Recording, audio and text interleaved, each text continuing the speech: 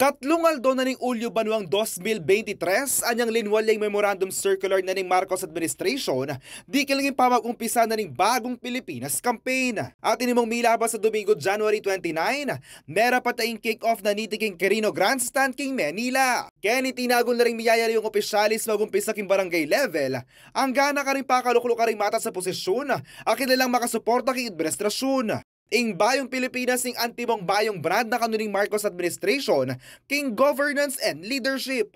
Panawagan ng Presidente Marcos ing pamisan metong daning sektor king bangsa kaning proyekto ang makapaluping 8-point agenda na ning kanyang gobyerno. Apin din ning seguridad king pamangan, mas masaleseng transportasyon, mura at malinis enerhiya, healthcare, serbisyong panlipunan, edukasyon, bureaucratic efficiency ang pangmasalesang fiscal management. Nung ang political scientist at dating University of the Philippines Professor Dr. Grace Hamon Kutnan, mas santing kanuatin niyang direksyoning meto administrasyon, banbalo daring memolan nung nukon na tanong plano na ning mamuntukan.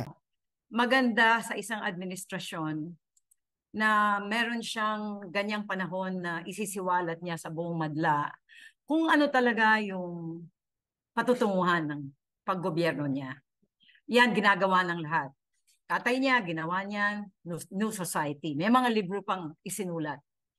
Anticipating the future of what it is to become given yung leadership nila. Pero paliwanag ng Dr. Hamon, aliya dapat bisa samutan political agenda yung nasa na ning Bagong Pilipinas campaign, lalo na kanulaganap yung ngeni pisabihan king People's Initiative para charter change. Ngeni pa mo kanu, pipit na lang ding Pilipino at taliwas king nasa ning Bagong Pilipinas campaign.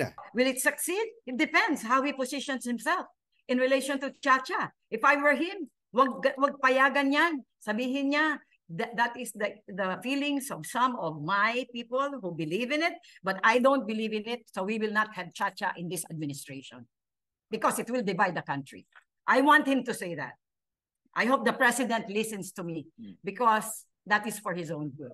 Agpang naman karing mapilang memo na nakakasabi ng CLTV 36 News, makasadya lang magtiwala kin nasa na ning Bagong Pilipinas, basta't para iniging pamanangat ning biyadaring Pilipino. Opo, ating pagbabayo, di ba? Maleta mo in the future. Let's see.